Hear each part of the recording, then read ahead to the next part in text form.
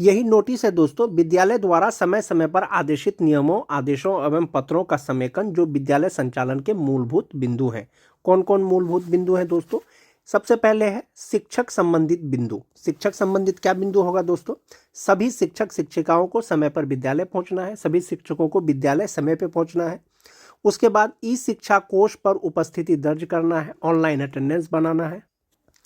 छदम उपस्थिति या फोटो से उपस्थिति दर्ज करने पर शिक्षक शिक्षिका के साथ साथ प्रधानाध्यापक भी दोषी माने जाएंगे। यदि कोई शिक्षक गलत तरीके से अटेंडेंस बनाते हैं, ऑनलाइन अटेंडेंस बनाते हैं, तो शिक्षक के साथ साथ में प्रधानाध्यापक भी दोषी माने जाएंगे, उन पर भी कार्रवाई होगी। उसके बाद है दोस्तों बिना अवकाश स्वीकृत कराए विद्यालय से अनुपस्थित नहीं होंगे। कोई भी शिक्षक बिना अवकाश को स्वीकृत कराए बिना स्कूल से अनुपस्थित नहीं होंगे। प्रभारी प्रधानाध्यापक द्वारा अवकाश स्वीकृत करने में परहेज नहीं किया जाएगा, यानी कोई भी प्रधानाध्यापक दोस्तों अवकाश को स्वीकृत करने में आनाकानी नहीं करेंगे, लेकिन एक समय में अधिकतम 10% से ज़्यादा शिक्षकों को अवकाश नहीं दिया जा सकेगा। अवकाश स्वीकृत करने में प्रधानाध्यापक आनाकानी नहीं करेंगे, लेकिन एक साथ में 10% से ज़्यादा शिक्षकों को अवकाश नहीं दिया जा सकेगा।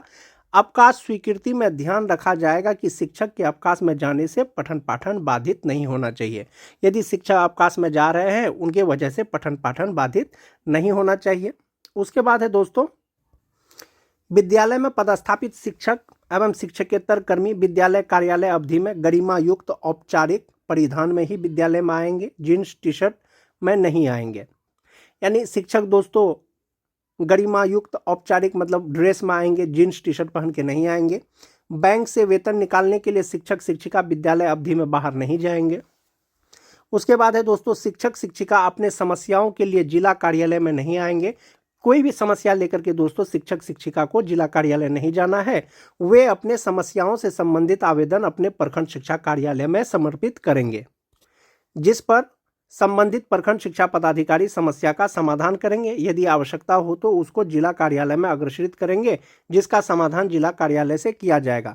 किसी भी शिक्षक को कोई परेशानी हो, कोई दिक्कत हो, वो जिला कार्यालय नहीं जाएंगे, वो आवेदन अपने बीआरसी में देंगे और प्रखंड शिक्षा पदाधिकारी उसके समस्या का समाधान करेंगे। यदि उनसे समस्या का समाधान नहीं होगा तो उसको वो अग्रेषित करेंगे जिला, और जिला कार्यालय के द्वारा उनके समस्या का समाधान किया जाएगा।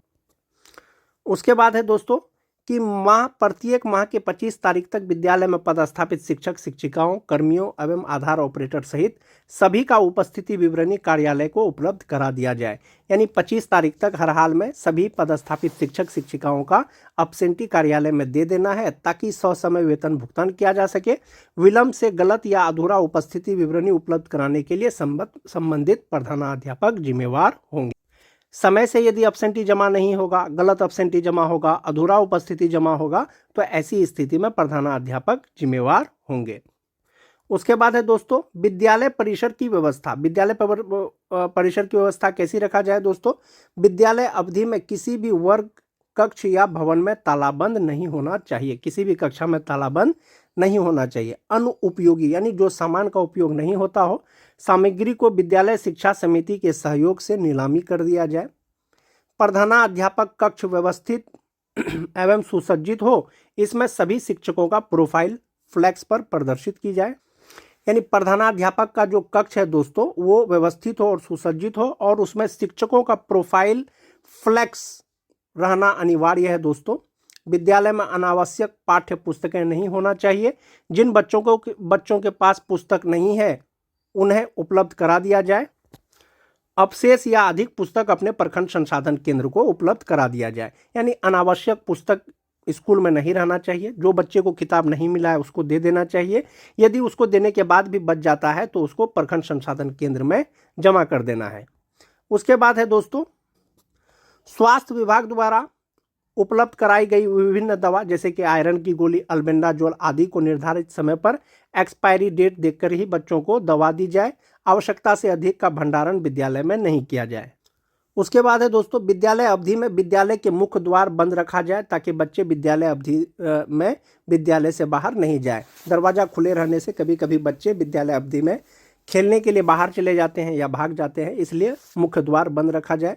विद्यालय अवधि में अनाधिकृत प्रवेश वर्जित है। विद्यालय के सुरक्षा को ध्यान में रखते हुए विद्यालय में केवल प्रधानाध्यापक ही प्रेस ब्रीफिंग करने के लिए अधिकृत होंगे, कोई अन्य शिक्षक प्रेस को ब्रीफ नहीं करेंगे।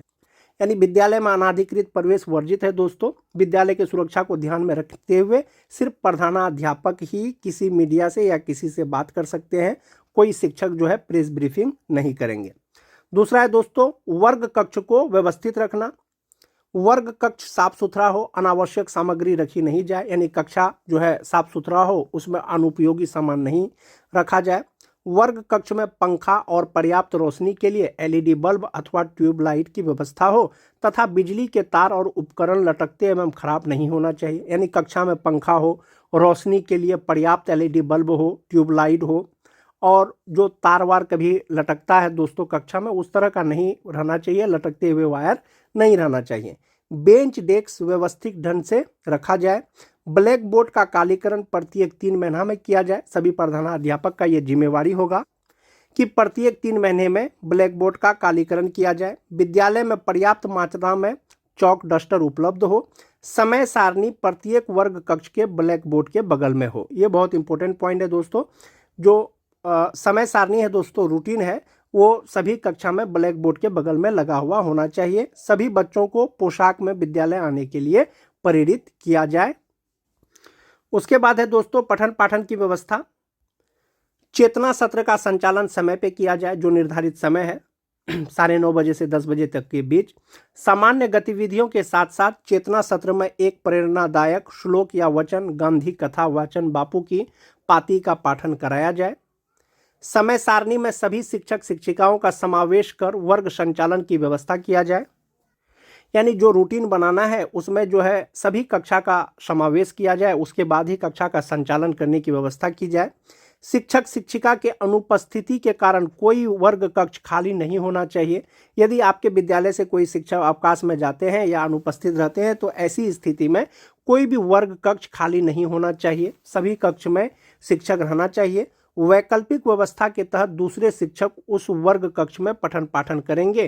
कोई भी शिक्षक शिक्षिका वर्ग में पढ़ाने से मना नहीं कर सकते। कोई भी शिक्षक मना नहीं कर सकते हैं कि मैं ये कक्षा में नहीं पढ़ाऊंगा या नहीं पढ़ाऊंगी। और वैकल्पिक व्यवस्था के तहत दूसरे शिक्षक को पढ़ाना चाहिए वर्ग में, और वैकल्पिक व्यवस्था प्रधानाध्यापक अपने अनुसार करेंगे। उसके बाद है दोस्तों कि समय सारणी के अनुसार निर्धारित समय में पाठ्यक्रम में पूरा किया जाए। यानी जो निर्धारित अवधि है उसमें जो है सिलेबस सभी बच्चों का पूरा कर लिया जाए। उसके बाद है दोस्तों सभी शिक्षक शिक्षिकाओं के द्वारा पाठ टीका लिखा जाए। यानी लेसन प्लान सभी शिक्षक शिक्षिकाओं द्वारा बनाया जाए एवं पाठ टीका के अनुसार वर्ग का संचालन किया जाए तथा प्रत्येक शनिवार को प्रत्येक शिक्षक शिक्षिकाओं के पाठ टीका का प्रधानाध्यापक प्रभारी प्रधानाध्यापक द्वारा प्रति हस्ताक्षरित किया जाए। जो पाठ टीका बनाएंगे शिक्षक शिक्षिका उसी से बच्चों को पढ़ाया जाए, और प्रत्येक शनिवार को जो है दोस्तों जो पाठ टीका शिक्षकों के द्वारा बनाया जाएगा उसको प्रधानाध्यापक और प्रभारी प्रधानाध्यापक उसको प्रति हस्ताक्षरित करेंगे। मोस्ट इंपोर्टेंट पॉइंट दोस्तों, प्रधानाध्यापक स्वयं भी पाठ टीका का संधारण करेंगे। जो प्रधानाध्यापक या प्रभारी प्रधानाध्यापक है वे भी पाठ टीका बनाएंगे तथा पाठ टीका घर पर रखे हैं यह बहाना मानने योग्य नहीं होगा। निरीक्षी पदाधिकारी द्वारा मांगे जाने पर पाठ टीका दिखाना होगा। जैसा कि पाठ टीका बनाना सभी शिक्षक शिक्षिकाओं के लिए अनिवार्य है। यदि कोई निरीक्षी पदाधिकारी जाते हैं तो ये बहाना नहीं चलेगा कि घर पे पाठ टीका भूल गए हैं या रख के आए हैं। निरीक्षी पदाधिकारी यदि आपसे पाठ टीका मांगेंगे, लेसन प्लान मांगेंगे तो आपको दिखाना होगा। उसके बाद है दोस्तों साप्ताहिक एवं मासिक परीक्षा का आयोजन किया जाए एवं उसकी उत्तर पुस्तिकाएं शिक्षक शिक्षिकाओं द्वारा लाल रंग की स्याही से अवश्य जांच की जाए। यानी मासिक मूल्यांकन करना है, साप्ताहिक मूल्यांकन करना है, और उन कॉपियों का शिक्षकों द्वारा लाल रंग की स्याही से कलम से जांच करना है। जांचने वाले शिक्षक शिक्षिका अपना हस्ताक्षर के साथ पूरा नाम लिखेंगे और तारीख भी लिखेंगे। उसके बाद है दोस्तों सभी बच्चों को गृह कार्य बच्चों को उपलब्ध कराई गई डायरी में अवश्य दी जाए एवं उसका मूल्यांकन भी किया जाए। बच्चों को जो गृह कार्य दिया जाता है दोस्तों उनकी डायरी में भी संधारित किया जाए और उसका भी मूल्यांकन किया जाए। पुस्तकालय एवं प्रयोगशाला का प्रयोग प्रतिदिन समय सारणी के अनुसार किया जाए। प्रयोगशाला और पुस्तकालय का उपयोग करने वाले बच्चों का नाम एवं वर्ग पुस्तकालय तथा प्रयोगशाला में रखे गए पंजी में संधारण किया जाए। यानी प्रयोगशाला का जो प्रयोग जो बच्चे करते हैं दोस्तों एक पंजी में उनका नाम संधारित किया जाना है, जिससे पता चल सके कि किस बच्चे ने किस स्थिति को पुस्तकालय उपयोग एवं प्रयोगशाला में प्रयोग किया और क्या प्रयोग किया। उसके बाद है दोस्तों, सुरक्षित शनिवार का आयोजन विधिवत ढंग से किया जाए। जैसा कि आप सभी जानते हैं, बिहार के सभी सरकारी विद्यालयों में सेफ सैटरडे प्रोग्राम चलता है। उसके तहत जो है सुरक्षित शनिवार का आयोजन विधिवत ढंग से कराया जाना है। विद्यालय परिसर एवं भवन का उपयोग पठन पाठन के अलावा किसी अन्य गतिविधि में नहीं किया जाएगा। विद्यालय का उपयोग, परिसर का उपयोग सिर्फ और सिर्फ पठन पाठन में करना है। उसके बाद है दोस्तों, प्रतिदिन संबंधित वर्ग शिक्षक शिक्षिका द्वारा FLN किट एवं LEP किट का प्रयोग किया जाएगा। जो FLN किट विभाग के द्वारा दिया गया है उसका प्रयोग किया जाना है शिक्षकों के द्वारा। दोनों किट किसी भी परिस्थिति में बक्से में बंद नहीं होना चाहिए। प्रायः देखा जाता है कि FLN किट जो है वो किसी विद्यालय में बंद रहता है, प्रयोग नहीं होता, लेकिन उसका प्रयोग हमेशा किया जाना है। यदि ऐसा पाया जाता है तो संबंधित प्रधानाध्यापक के साथ साथ शिक्षक शिक्षिका भी दोषी होंगे। यदि ये निरीक्षण के क्रम में देखा जाएगा कि FLN किट का प्रयोग नहीं हो रहा है या बक्से में बंद है, तो ऐसी स्थिति में प्रधानाध्यापक के साथ साथ शिक्षक भी दोषी होंगे। विद्यालय में अध्ययनरत बच्चों में वर्ग सापेक्ष शिक्षा एवं गुणवत्ता उपलब्ध कराने की जिम्मेवारी वर्ग शिक्षक शिक्षिका के साथ साथ प्रधानाध्यापक का भी होगा। ICT लैब का उपयोग बच्चों द्वारा नियमित रूप से किया जाए। जैसा कि ICT लैब सरकार के द्वारा खोला गया है स्कूलों में और बच्चों के द्वारा उसका नियमित प्रयोग कराया जाना है। उपयोग करने वाले बच्चों का उपयोग तिथि के अनुसार पंजी संधारित किया जाए। यानी ICT लैब का जो प्रयोग करेंगे बच्चे, उसके लिए भी एक पंजी संधारित करना है। स्मार्ट क्लास व्यवस्थित एवं सुसज्जित होना चाहिए तथा उसका उपयोग प्रतिदिन होना चाहिए। खेल सामग्री अलमारी या बक्से में बंद नहीं होना चाहिए, उसका उपयोग प्रतिदिन बच्चों द्वारा किया जाना चाहिए। उसके बाद है दोस्तों, PM पोषण योजना संचालित विद्यालयों में मेन्यू के अनुसार किया जाए। भोजन बनाने से पूर्व रसोई घर, भंडार घर के साथ साथ रसोई को भी निजी स्वच्छता पर ध्यान दिया जाए। मोस्ट इंपोर्टेंट पॉइंट दोस्तों, भोजन कराते समय बच्चों को जमीन पर ना बैठाया जाए, दरी पर बैठा करके बच्चों को भोजन कराया जाए और शुक्रवार को या रविवार को बच्चों को मौसमी फल और अंडा दिया जाए।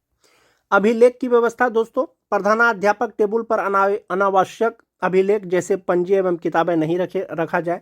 प्रधानाध्यापक का जो टेबल है उसमें अनुपयोगी सामान या अनावश्यक पंजी नहीं रखा हुआ होना चाहिए।